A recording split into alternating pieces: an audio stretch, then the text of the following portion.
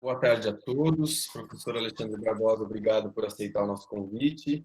Nilce, boa tarde de novo, para todos os alunos, ouvintes que estão aí. Bom, então, sejam todos bem-vindos ao segundo encontro dessa nossa disciplina Arquitetura, Cultura e Cidade na América Latina. Hoje, como vocês sabem, nós vamos receber o professor Alexandre Barbosa do IEB, que nos deixa muito felizes, muito honrados. Mas antes de fazer a apresentação do convidado, que a Nilce vai fazer daqui a pouquinho, eu só queria dar uns recados rápidos. O primeiro é que nós informamos que esse evento ele vai ser gravado, está sendo gravado, né? Contamos com a autorização tácita de todos, em especial do nosso palestrante, para gravar a palestra e depois os debates, e também para autorização da exibição do vídeo depois no canal da FAO, no YouTube, também em outras mídias sociais da FAUSP. Nós também pedimos que durante a apresentação os microfones e as câmeras de todos, a não ser, claro, do professor Alexandre, fiquem desligados para que não haja interferência nenhuma na transmissão, e que depois da exposição do professor, os alunos regulares da pós, que estão matriculados na disciplina, tenham preferência para abrir os seus microfones e direcionar as perguntas ao convidado. Os ouvintes, claro, também são muito bem-vindos no debate, mas só que eles devem preferencialmente fazer suas manifestações por meio do chat.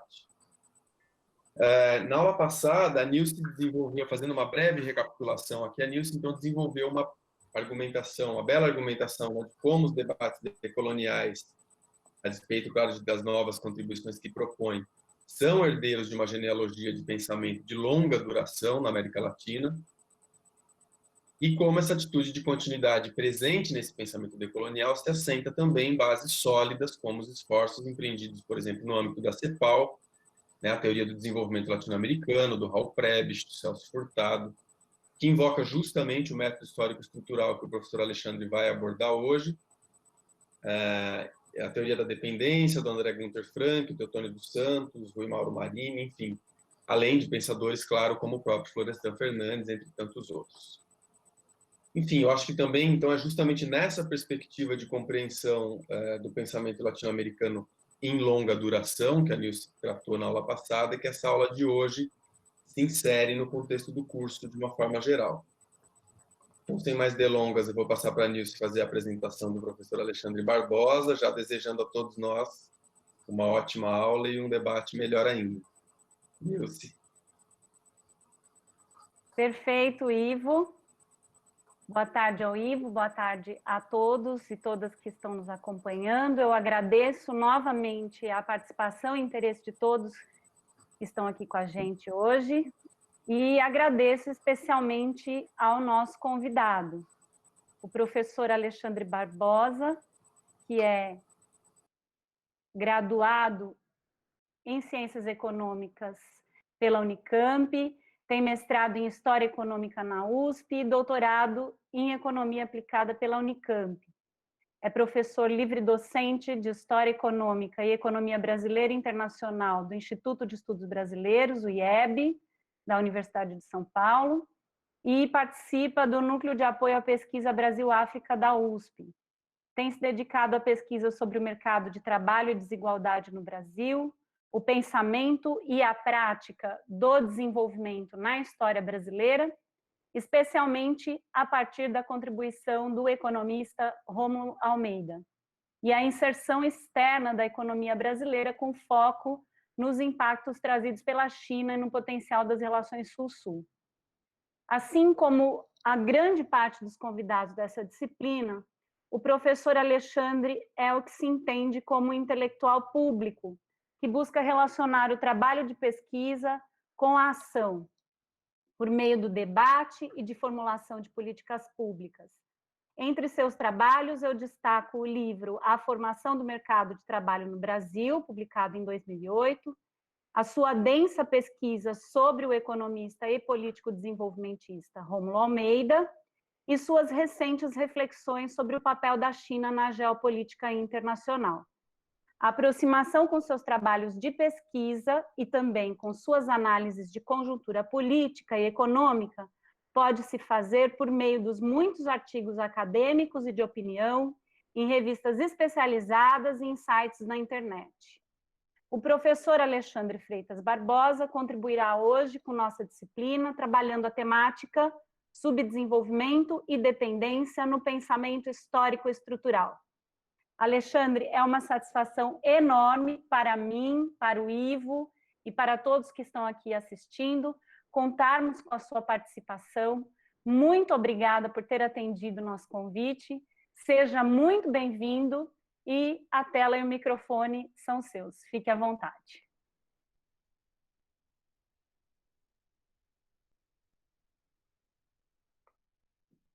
Seu microfone, Alexandre.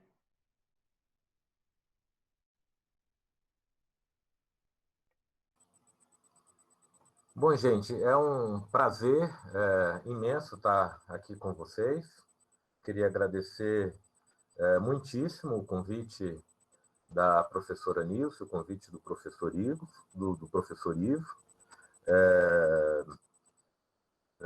agradeço aí a gentil apresentação da Nilce. Essa coisa de currículo Lattes, às vezes a gente coloca coisa demais no Lattes e acaba roubando uma parte da apresentação. Eu sou professor do IEB, eu acho que tem algo que eu até preciso atualizar o Lattes, que a gente tem o LabIEB, que é o Laboratório Interdisciplinar do IEB, né?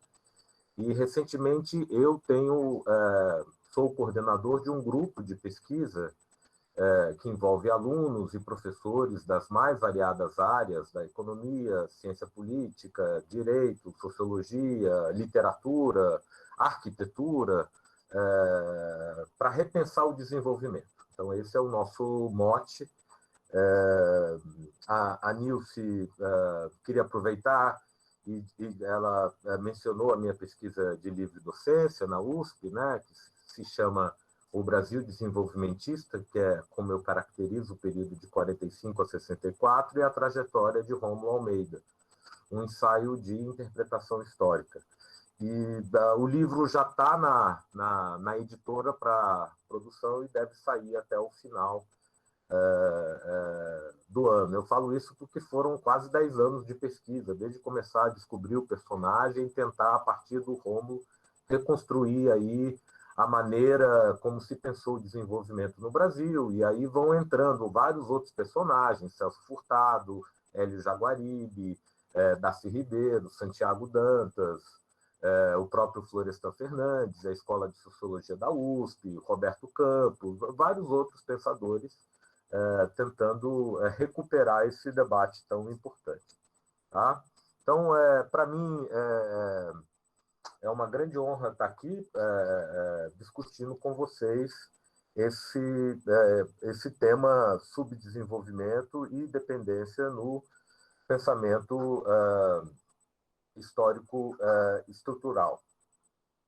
Eu preparei aqui uma exposição com base num texto que eu indiquei para a Nilce, que foi publicado na revista Novos Rumos, da Unesp, tentando ali estabelecer uma parceria entre Florestan Fernandes, Celso Furtado Mas esse texto, na verdade, é mais um guia de leitura desses autores, desses grandes mestres. Foi um texto que eu apresentei na Unbox em 2018, num momento muito conturbado do país, que foi na semana anterior às eleições de 2018. Eu até me perguntava o que estamos fazendo aqui, né? Porque a enxurrada, a catástrofe sobre a qual nós ainda vivemos estava, né? E nesse texto ali, até no final, eu tento utilizar esses dois mestres para fazer reflexões sobre o que estava passando e ainda está, né? Mas tentei aqui, inclusive, tomei a liberdade de pegar alguns livros, alguns textos, ler uma ou outra coisa.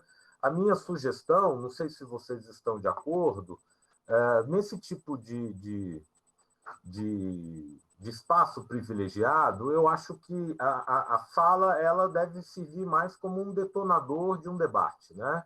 Então, nós temos 2 horas, até às 16 horas, né? Então, eu estava pensando em falar não mais do que 45 minutos, para que depois a gente pudesse E eu tenho esse vício de professor, né? Então eu começo a falar e não paro, né? Esses autores são muito estimulantes, calam fundo na minha alma e às vezes eu me empolgo.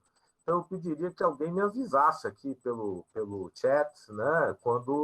Para que a gente possa ter tempo para esse intercâmbio, para essa troca, né? Sempre dizendo que eu gosto muito desse debate com a arquitetura, né? Onde, a partir do espaço da cidade, a gente pode pensar geografia, história, ciências sociais, relações internacionais, todas as áreas das humanidades, inclusive a área da tecnologia, né? E das ciências mais duras. A arquitetura tem essa qualidade, né? Bom, na minha fala, eu tenho um texto que eu estou... a gente lá no IEB, a gente decidiu fazer um livro com artigos dos professores do IEB, que são de várias áreas. A gente tem professores da geografia, da história, eu sou da economia, tem gente da literatura, das artes plásticas, da antropologia, sociologia, são vários campos ali, né? E tem um artigo que eu estou tentando desenvolver essa ideia de um estilo de interpretação histórico-estrutural. Então, algumas das coisas, inclusive, que eu vou falar, estão relacionadas ao que eu estou chamando de estilo de interpretação histórico-estrutural. Vou começar a minha fala com isso e dizendo o que eu entendo por estilo de interpretação histórico-estrutural e, na verdade, aqui eu estou me escorando nessa tradição e tentando lançar um olhar agora que a gente tem um certo distanciamento, né?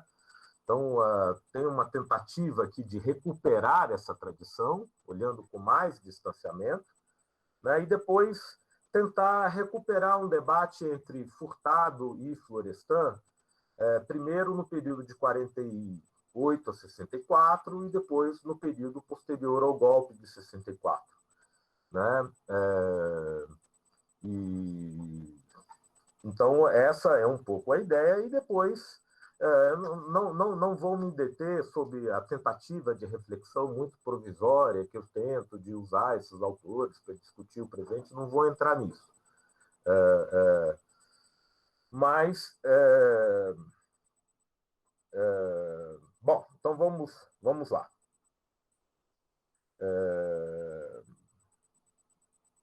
Ao final, talvez eu tente lançar uma provocação para debate, né? Bom, então, o estilo de interpretação histórico-estrutural. Aqui eu estou pensando numa gama de autores, tá? Estou pensando em autores como Caio Prado Júnior, Celso Furtado, Inácio Rangel, Florestan Fernandes e os seus sucessores, tá? Os sucessores, eu me refiro a dupla dinâmica fabulosa do SEBRAP, os professores Paul Singer e Chico de Oliveira, grandes mestres, aos três professores que, na verdade, fundaram, né, que foi gerido pelo grande economista chileno Aníbal Pinto, o centro da CEPAL no Rio de Janeiro. Em 1960 foi criado e três figuras estavam lá. Carlos Lessa, que nos deixou recentemente, Antônio Barros de Castro, que nos deixou um pouco antes, e Maria da Conceição Tavares, que segue existindo.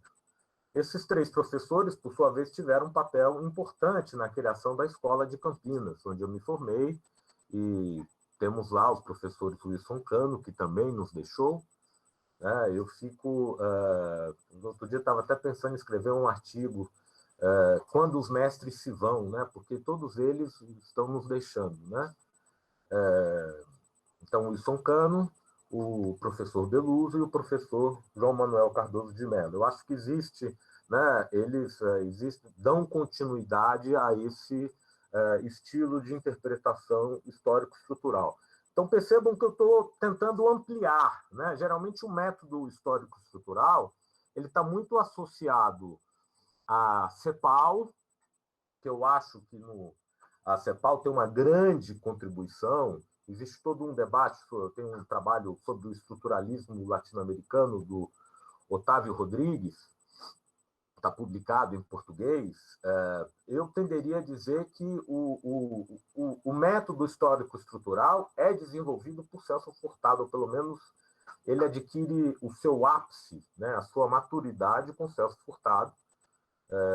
Então, eu tento historicizar um pouco e ampliar esse método histórico-estrutural, vendo, inclusive, o Caio Prado como um abridor de caminhos, né? Então, aqui eu estou pensando num método histórico-estrutural que permite diversas variantes teóricas e compõe um determinado estilo de interpretação do Brasil entre 1940 e 1980. Tá? Na tentativa de escrever esse artigo, que eu ainda estou formulando essas ideias e não estão ali nesse texto da Novos Rumos, eu consegui diagnosticar o que eu considero quais são as 6 principais características desse método histórico-estrutural. Então, em primeiro lugar, eu diria que a presença decisiva da dimensão econômica, mas a dimensão econômica olhada a partir de uma reflexão histórica de longa duração, né? Onde as transformações das estruturas econômicas, cada período ele traz rupturas, mas carrega consigo continuidades em relação aos períodos anteriores, né? E, ao mesmo tempo, essas estruturas econômicas estão em constante interação com as estruturas sociais e de poder, né? Então, a segunda característica seria um enfoque, ainda que haja um peso decisivo na dimensão econômica, isso é presente, por exemplo, no Florestan Fernandes, especialmente na Revolução Burguesa no Brasil, mas já estava presente em outras obras, já nos anos 50, mas não com a mesma marca. Então, é um enfoque interdisciplinar que tenta pegar essa dinâmica casada das estruturas, fazendo desde uma economia histórica ou uma sociologia histórica, né? A terceira característica são que essas estruturas econômicas e sociais, que são recicladas no tempo e no espaço, estão constantemente, esse processo de transformação das estruturas em grande medida, condicionado por transformações internacionais. Ou seja, é daí que vem a noção de subdesenvolvimento, dependência, heteronomia, como o Florestan gostava de usar, dualidade, como o Rangel utiliza.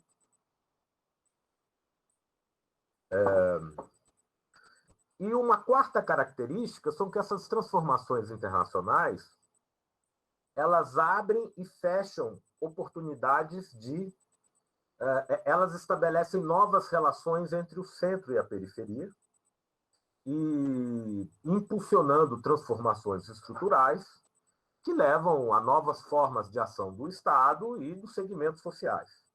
Então, todo esse estilo de reflexão, ele não atenua o papel dos agentes internos. A condicionamento internacional, na verdade, se as possibilidades nacionais são delimitadas de fora, elas são construídas de dentro, tá? Especialmente quando chegamos mais próximos do século XX. Ao mesmo tempo, esse estilo tem um enfoque nas estruturas, na relação entre o interno, o externo, o econômico, o político, o social, a relação entre ruptura e continuidade. Ele está sempre olhando para o presente, para as possibilidades conjunturais olhadas à luz dessas transformações estruturais e tentando forjar categorias para ação consciente, ou seja, tentar dissecar essas transformações para atuar sobre elas. Né? Então, o futuro é incorporado ao processo histórico a partir da ação consciente do Estado e das classes sociais. E a sexta característica é que todos esses autores eles não vão criar uma ciência econômica nova, uma ciência social nova, jamais tiveram essa pretensão. Eles vão utilizar os marcos teóricos das teorias sociais e econômicas universais criadas no Ocidente, né, e adaptá-las de maneira criteriosa. Né? Então, trata-se de entender a realidade a partir desse reservatório de conceitos, desse repertório de conceitos que, ao serem aplicados na realidade, que possui premissas diferentes, eu preciso fazer teoria em cima dessa teoria que eu assinei. Então, eu diria que é decolonial na veia. Tá? Ainda que depois a gente possa discutir, né? Não sou lá um especialista sobre o pensamento decolonial, é algo que eu gostaria, inclusive, de me deter com mais afinco. Tá? Então, eu estou tentando ampliar esse estilo de interpretação histórico estrutural com a ideia de que o método é comum, mas ele é disseminado a partir de variantes teóricas.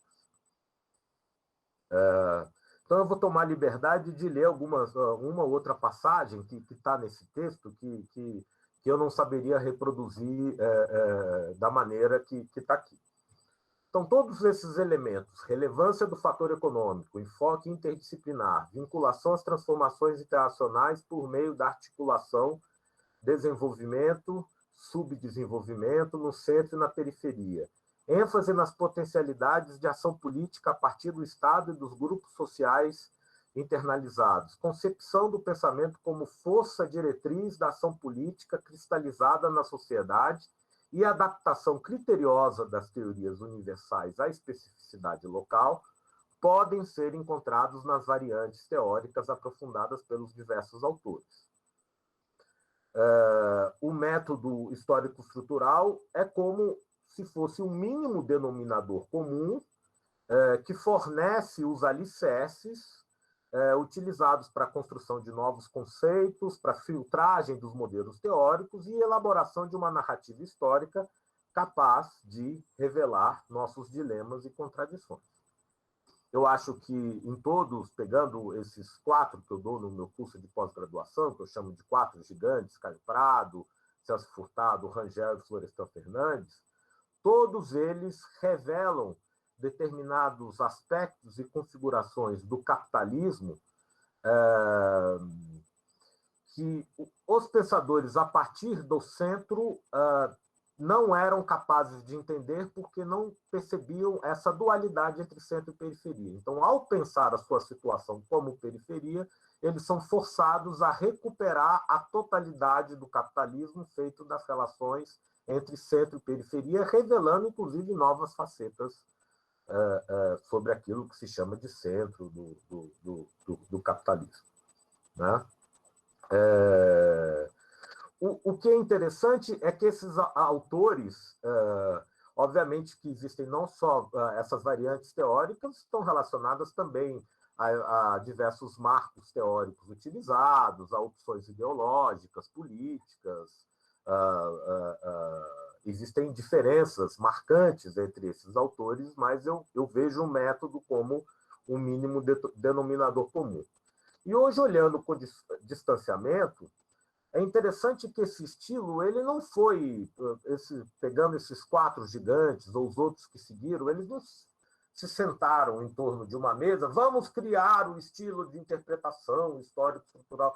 Cada um estava construindo a sua maneira de interpretar o Brasil. Em alguns casos, esse diálogo é muito forte. Em outros casos, existe quase que um diálogo silencioso, que a gente percebe nas entrelinhas, como na relação entre Caio Prado e Celso Furtado, por exemplo. Mas, então, na verdade, é algo que a gente pode olhar hoje, né? Depois que a gente olha com distanciamento histórico, quão parecidos eles eram. Né? Mesmo marxistas, outro dia pegando um livro Economia Política do Trabalho, do Paul Singer, ele lá, marxista, está se referindo ao método histórico estrutural. Alguém pode chegar e dizer, o marxismo não é igual ao estruturalismo. Existem aí várias questões complexas, né? Mas eu acho que existe essa afinidade e eu acho que ela gera frutos. Tá?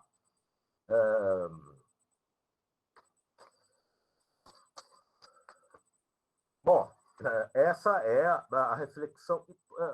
Por que eu acho que essa reflexão, às vezes é interessante a gente pensar por que algumas ideias vêm à mente, né? A gente pensar a nossa própria historicidade.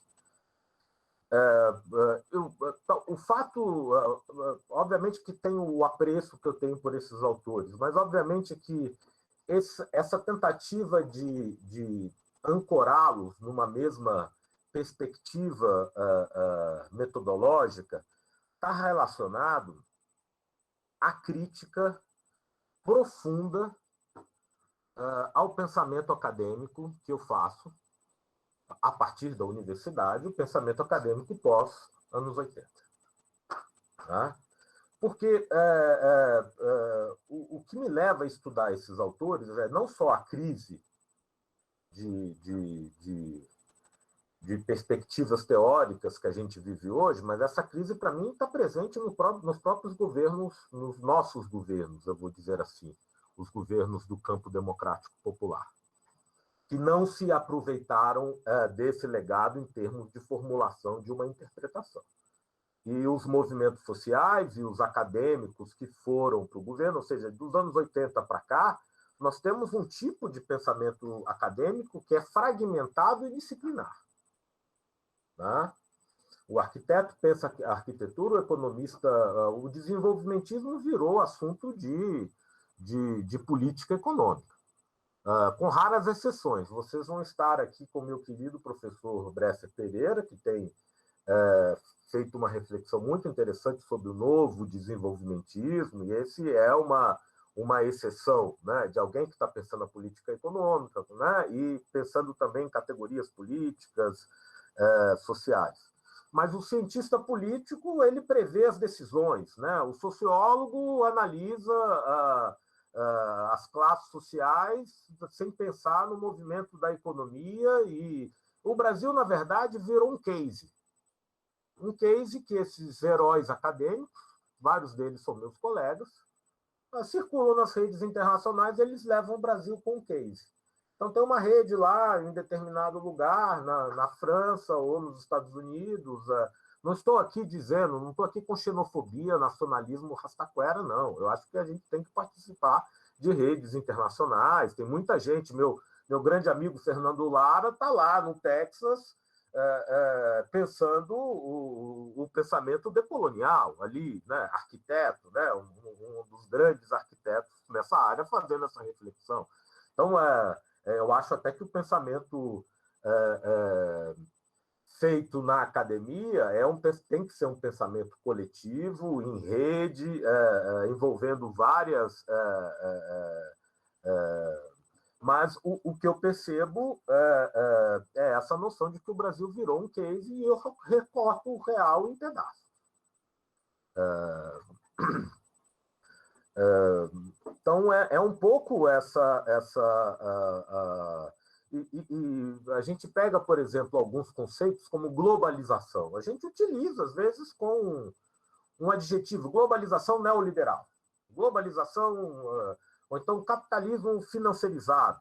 Bom, e os termos, conceitos, subdesenvolvimento e dependência viraram conceitos, esse país é subdesenvolvido, não, entende? Como se fossem qualificações que não, como se não tivesse toda uma reflexão em torno desses conceitos. Tá? Por que eu acho tão importante destacar esse pensamento histórico-estrutural? Porque esses autores, inclusive, eles são muito estudados, e são muito bem estudados, e graças a esses estudos, nós temos uma área do pensamento, que é o pensamento social e político brasileiro, o pensamento que se dedica a estudar a obra desses autores. Né? Mas, geralmente, fica na obra, na trajetória, que são estudos importantes, mas não se procura atualizar esse método para pensar o nosso real em transformação. Tá?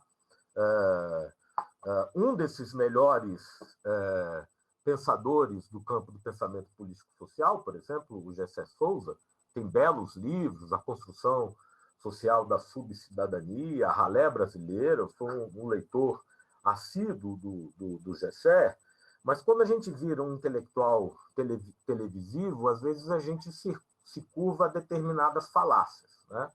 Então, o Gessé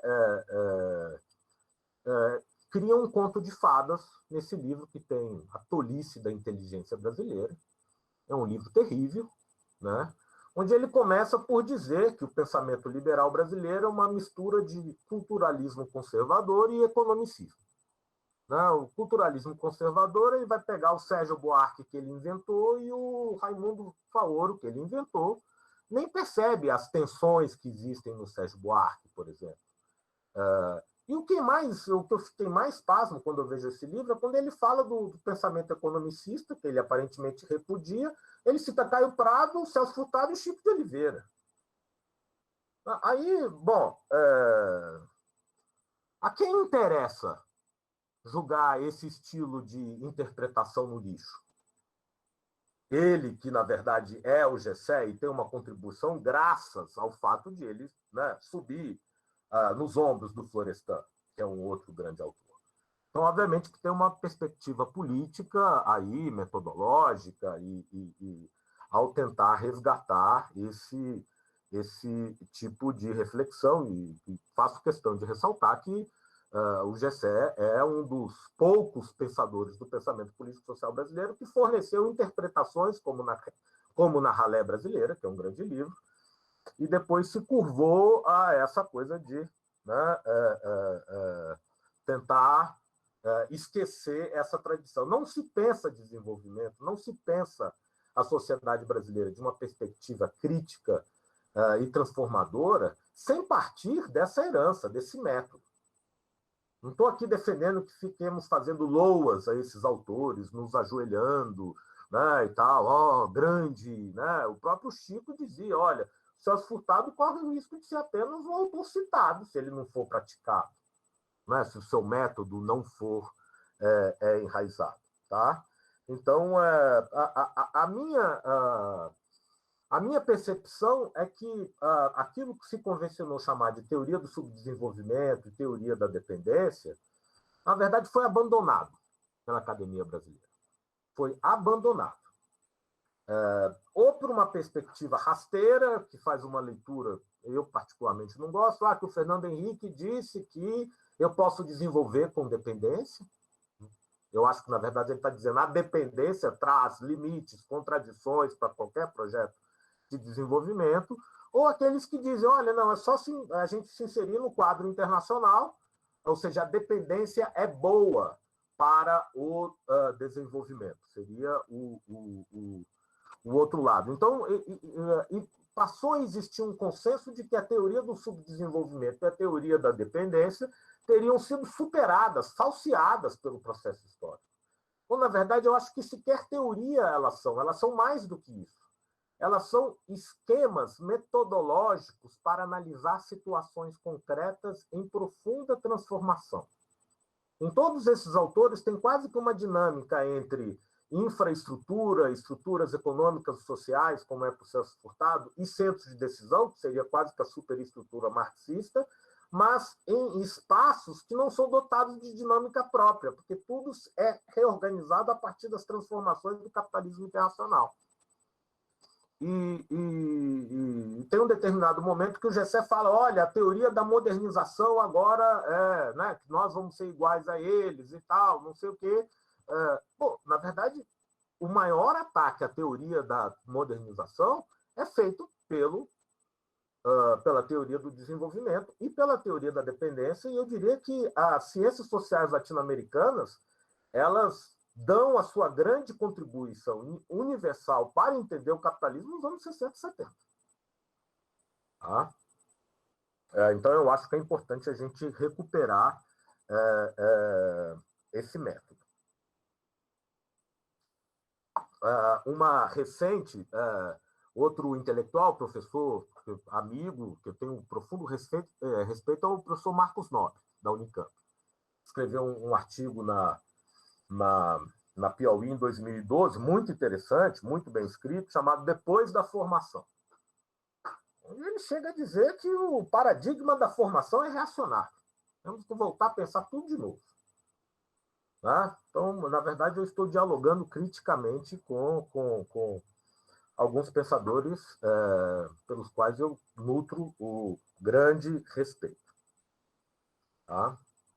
Bom, vou tentar ser muito breve aqui, porque eu já falei demais, eu tenho pouco tempo aqui, talvez mais uns 15, 20 minutos. No meu trabalho de livre docência, nisso que vai virar livro, eu tenho um livro um texto do Florestan que se chama Em Busca de uma Sociologia Crítica e Militante, que ele escreve em 76, é publicado no livro A Sociologia no Brasil, de 77, em que ele vai falar, olha, que se chama geração perdida, é assim que ele chama a geração dele. E ele fala, olha, eu não gosto de fazer esses depoimentos de geração, né? Mas aí ele chega e fala, olha, bom, até porque geração não existe, existem fragmentos de geração. E eu estava vinculado ao fragmento das ciências sociais de São Paulo. E acho que depois ele até fala, que era a minha cidadela. Isso, para mim, abriu um negócio. Então, eu estava pensando o Romo, tem a cidadela da universidade e tem a cidadela do Estado. E os dois estão pensando o desenvolvimento. Tem os intelectuais orgânicos do Estado, que aí está a assessoria econômica do Vargas, com o Rômulo Almeida, o Inácio Rangel e companhia, e o Celso Furtado, que é o boêmio cívico imposto avançado. Vargas chamava essa assessoria econômica, os seus integrantes, de boêmios cívicos, que ficava até tarde da noite nos pareceres, inclusive num deles que deu origem a uma empresa chamada Petrobras, que foi concebida pelo Rômulo Almeida e pelo Jesus Soares Pereira em 6 meses. Depois fizeram todo o processo de batalha para aprovar no Congresso, etc. E tal. Bom, então, quando eu falo de estilo de interpretação bipartido, né, obviamente que existe uma influência do Furtado sobre o Florestan. O Florestan meio que está vendo a interpretação as potencialidades da transformação do desenvolvimento do Celso Furtado e, ao mesmo tempo, tentando cogitar os limites dessa sociedade de classes potencialmente capitalista em informação. Então, existe um diálogo entre esses autores. É importante, porque aí tem toda uma discussão, ou seja, o conceito de subdesenvolvimento aparece no ponto 4 do Truman, em 49, mas é uma palavra que ela é assemelhada a atraso.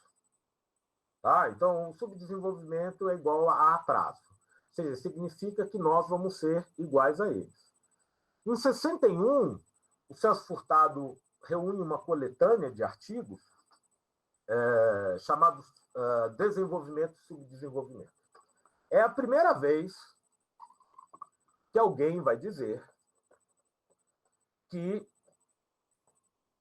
o subdesenvolvimento é um processo histórico autônomo derivado de uma frente de expansão da Revolução Industrial. Então, a Revolução Industrial realiza um corte, a partir do qual eu tenho a industrialização dos países centrais, desenvolvidos, e os países subdesenvolvidos são aqueles que são herdeiros das formas pré-capitalistas e vão se conectar com esse centro, e essas relações entre centro e periferia vão levar a formações econômicas sociais desenvolvidas e subdesenvolvidas. Então, o subdesenvolvimento não é uma etapa que os desenvolvidos passaram, e nem o subdesenvolvimento vai levar ao desenvolvimento se eu não tiver uma alteração sensível das relações externas, entre centro e periferia. Então, era costume, até então, se pensar por analogia. Nós seremos iguais a eles. O subdesenvolvimento é algo residual. Tá? Então, isso, na verdade, é uma mudança copernicana na maneira de pensar, e, obviamente, que a origem disso está no Caio Prado, quando ele fala, olha, a colônia só pode ser entendida como parte de um todo, e eu preciso entender a expansão europeia, e a colônia não tem nada de atraso, a colônia é a reverberação desse processo de expansão comercial. Né? Obviamente que o Celso Furtado tem outros recursos, né? Talvez ele vá além do Caio Prado, acho que vai além, mas a matriz, o abridor de caminhos dessa interpretação é o Caio Prado. Então, o Celso Furtado faz um raciocínio por contraste. Eles são assim, nós somos assado, e tem a ver com as interações que se estabelecem. E, inclusive, nesse livro, ele vai chegar e dizer, olha, a análise do desenvolvimento econômico não pode ser feita no campo restrito da ciência econômica. Então, ele começa, tem um diálogo com Gunnar Myrdal, com vários outros autores que estão pensando o desenvolvimento em outros lugares, na relação dos fatores econômicos com os fatores não econômicos.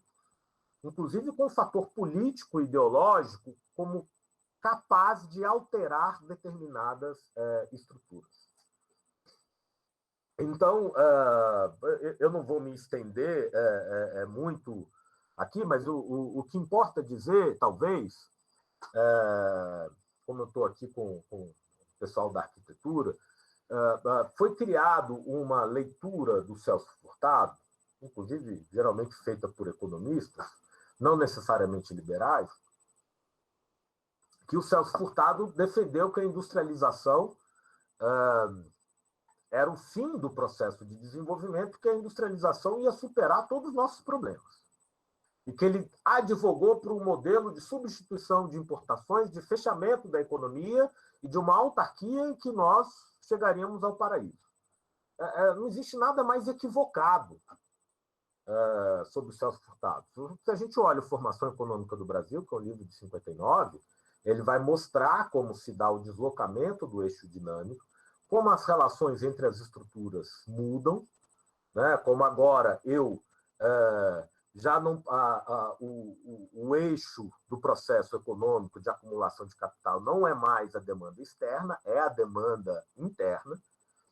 E essa economia, que até então estava voltada para fora, passa a estar voltada para dentro, mas ela é carregada de problemas. Eu tenho déficit no balanço de pagamentos, eu tenho problema da inflação, eu tenho problema de infraestrutura, eu tenho problema que 3/4 da população não se favorece desse processo de desenvolvimento, eu tenho problema das desigualdades regionais. Então, está tudo ali explicitado, não como alguém que está querendo incendiar, ele está escrevendo para estudantes e homens públicos, dissecando o processo, né, as dinâmicas estruturais da industrialização. E aí, a industrialização por substituição de importações é a maneira como essa industrialização problemática ocorre. E ele defende a orientação, né, do Estado, junto com determinados segmentos sociais, junto com reformas de base. Então, a industrialização é um meio para a superação do desenvolvimento e para a autonomia nacional. Eu preciso internalizar os centros de decisão. Né? Então, essa é uma análise do Celso Furtado, que é uma análise pré-64. Eu costumo até brincar que o Celso Furtado ele tem um livro de teoria, que é Desenvolvimento e Subdesenvolvimento, o livro em que ele mergulha, né, esse esquema metodológico dele na experiência brasileira, nas raízes históricas até hoje, e tem um panfleto político que é o Pré-Revolução Brasileira de 62. essa tríade é que permite entender o Celso Furtado depois de 64. Antes de 64. Depois de 64 é um outro autor, porque é um outro país.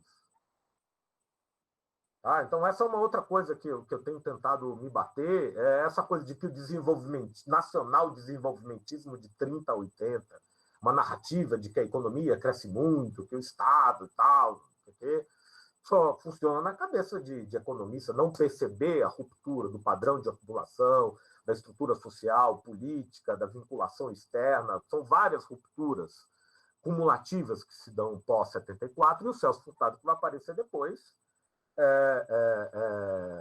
tenta entender essa dinâmica mais ampla. É por isso que ele vira dependentista, algo que já está na sua raiz.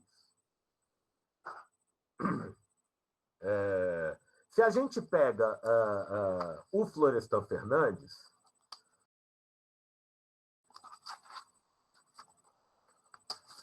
de antes de 64, a gente pode olhar a partir de vários textos.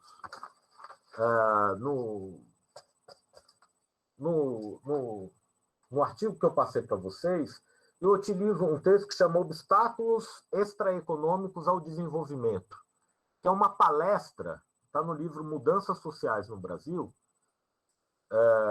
publicado pela primeira vez em 1960, e está numa palestra que ele dá na Fiesp em 1959, mostrando as limitações do processo de industrialização.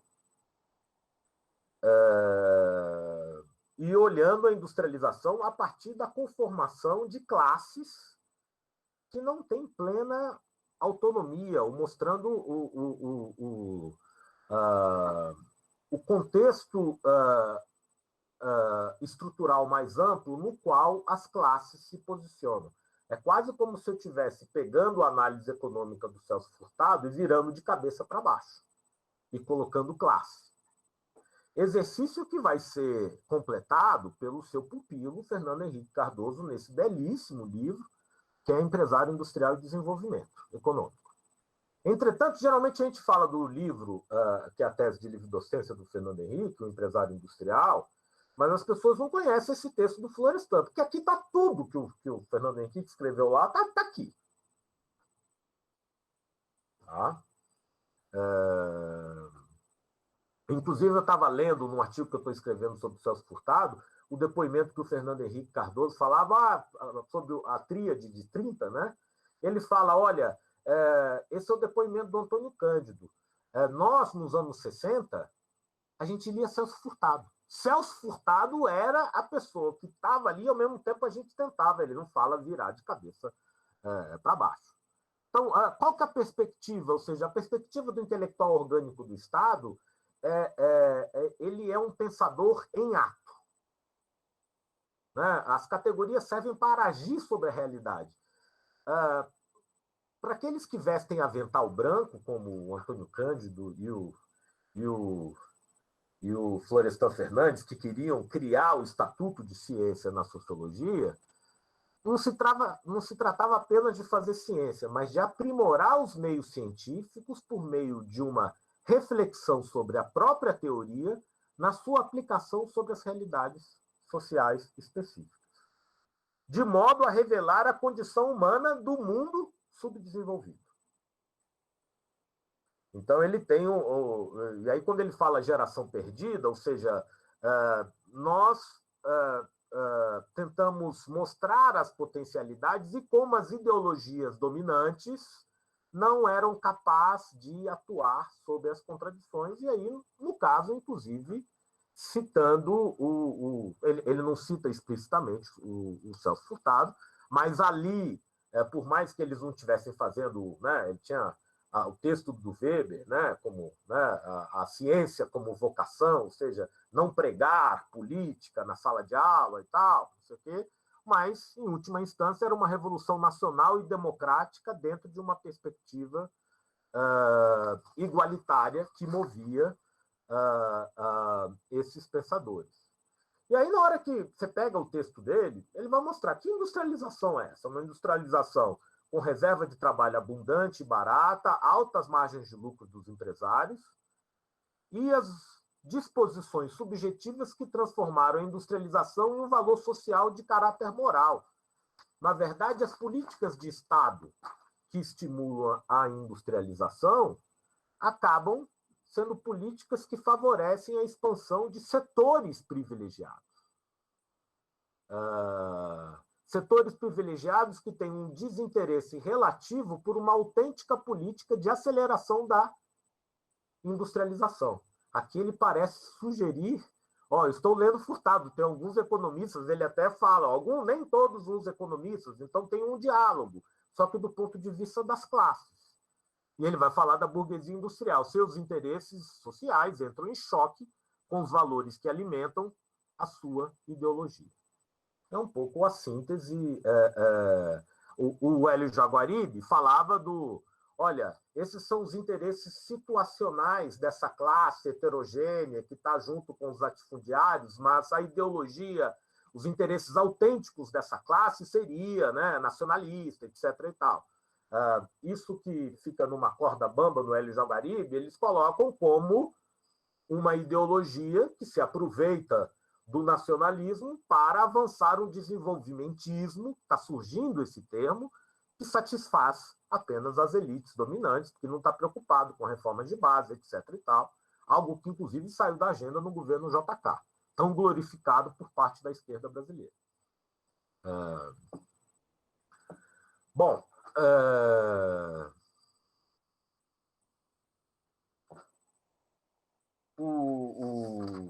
obviamente que eu não vou conseguir dar conta de toda a problemática desses autores no Prestes em 64.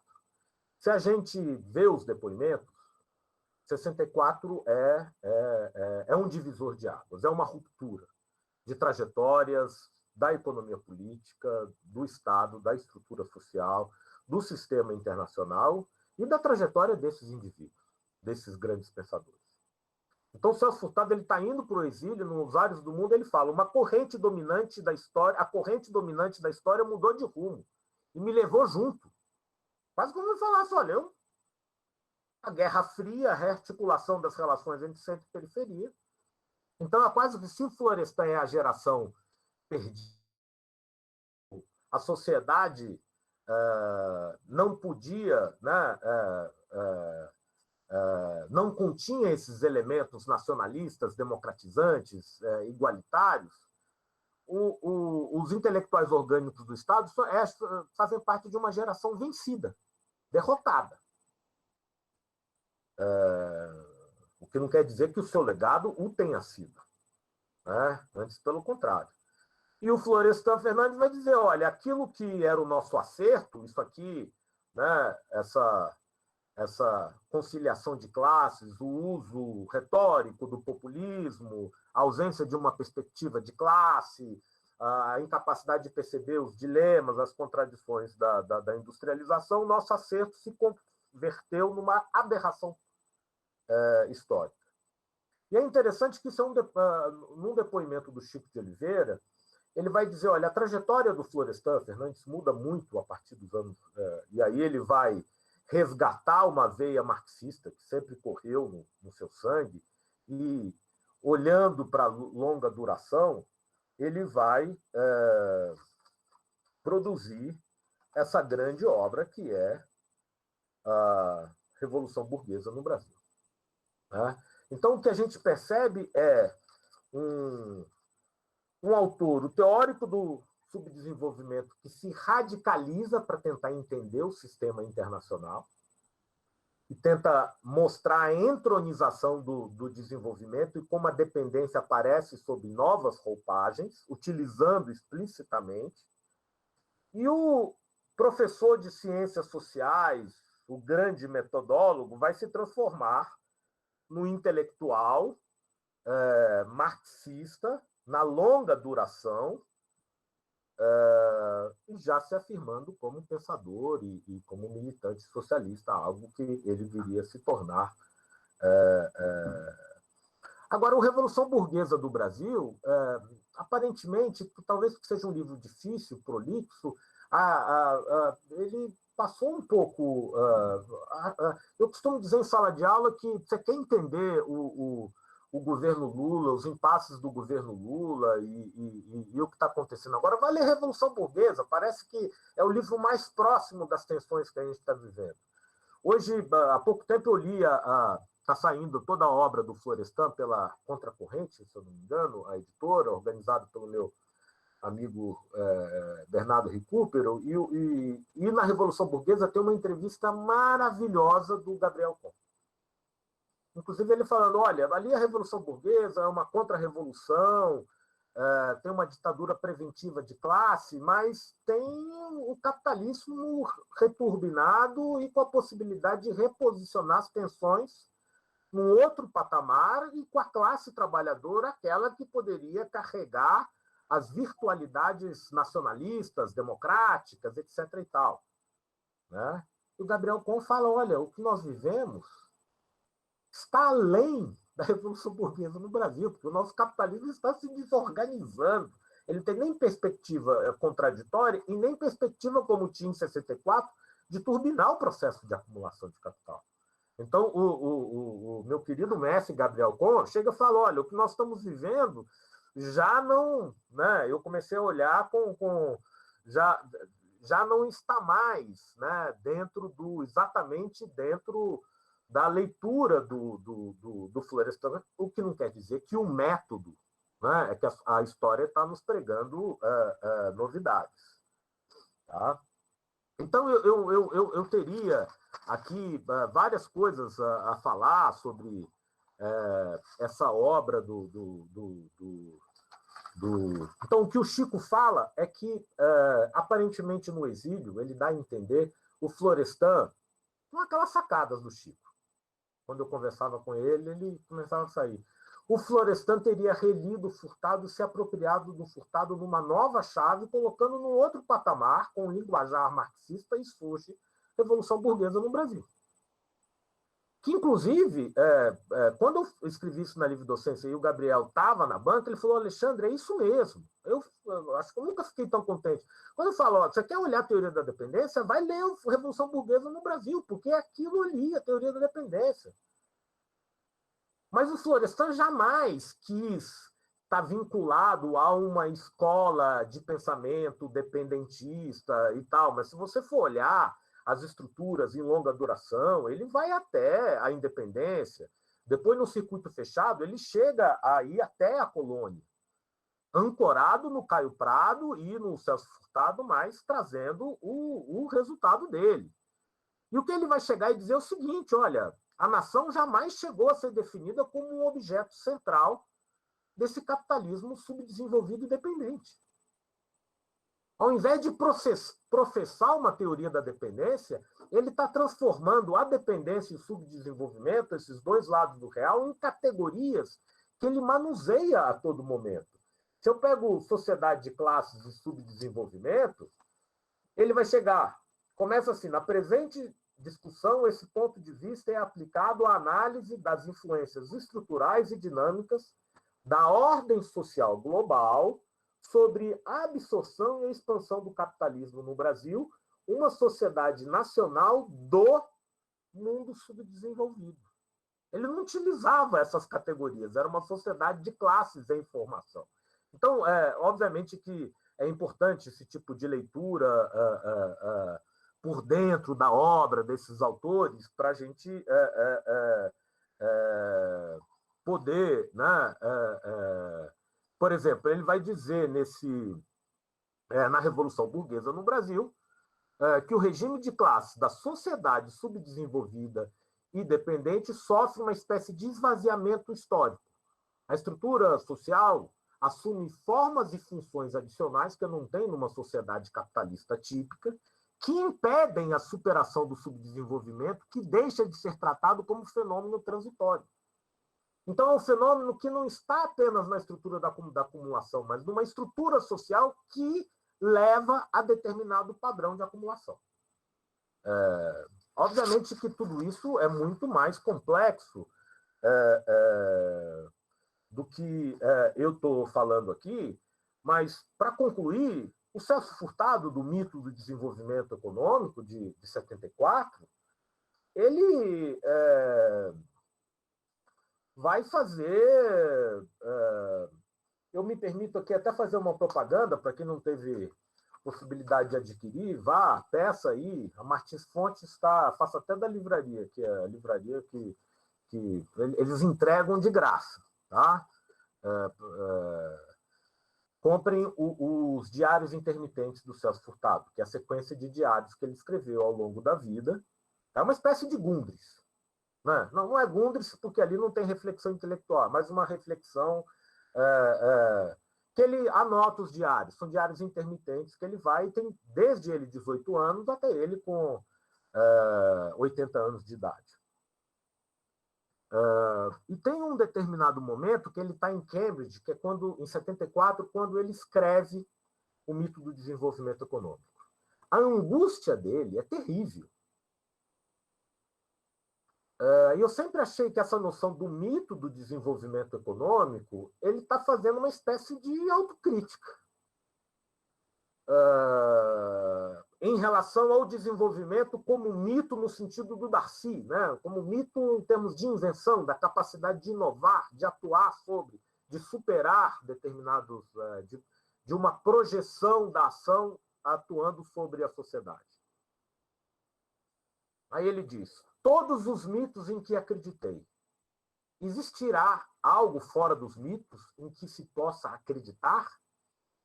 E será que são mitos quando neles acreditamos? Então ele... Aí o que ele faz? Ao invés dele desistir, ele escreve um texto onde ele praticamente diz: olha, quando eu escrevi o Subdesenvolvimento e Desenvolvimento, né, como eu brinco, né, ele traz o raciocínio por contraste, né? Subdesenvolvimento é assim, desenvolvimento é assado. Os dois estão ligados. Um produz o outro, mas os dois estão em dinâmica. Aqui o que ele está dizendo é o seguinte: as relações entre centro e periferia se reorganizaram. Houve um salto dialético, ou seja, o centro se internalizou na periferia e a industrialização periférica não leva à autotransformação nacional. Ela não leva a sistemas econômicos nacionais. É muito parecido com o Florestan. Por diversos caminhos, eles estão se encontrando pela ruptura de 64. Por isso que eu acho que existem confluências metodológicas. Então, ele vai falar de um quadro de... Eu tenho desenvolvimento das forças produtivas, mas desarticulação dos sistemas econômicos, uma sociedade, uma acumulação de capital que leva à concentração de renda, vai trazer o conceito de modernização como cópia de padrões de consumo, e que acontece mesmo com uma indústria que tem uma cadeia produtiva, tem uma classe operária, uma classe média, mas no campo da política, ao invés da criatividade para solucionar essas contradições, eu tenho um Estado autoritário, né? Que funciona a partir desse mimetismo dessas classes médias e dominantes, né? E o Florestan vai olhar do ponto de vista do Estado, né? Da ditadura preventiva de classe, né? Dessa autocracia burguesa, que pode existir mesmo num contexto de democracia. Ele nunca disse que apenas no regime autoritário, etc. E tal.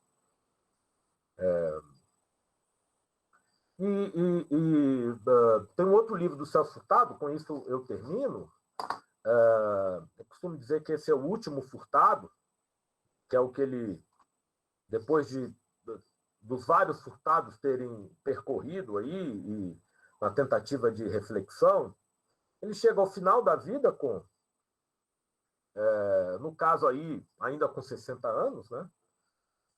Hoje, para nós, que não somos tão poderosos como essa geração, com 60 anos a gente está chegando no início da nossa carreira, né? Eu não estou lá ainda, mas...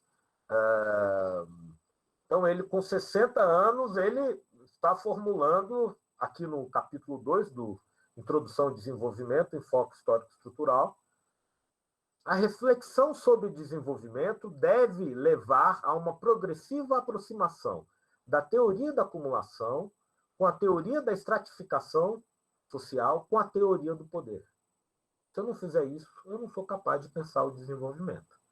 E eu diria que esse programa de pesquisa interdisciplinar, é o que permite, na verdade, quem talvez tenha ido além até do que ele, tenha sido Florestan no Revolução Burguesa do Brasil.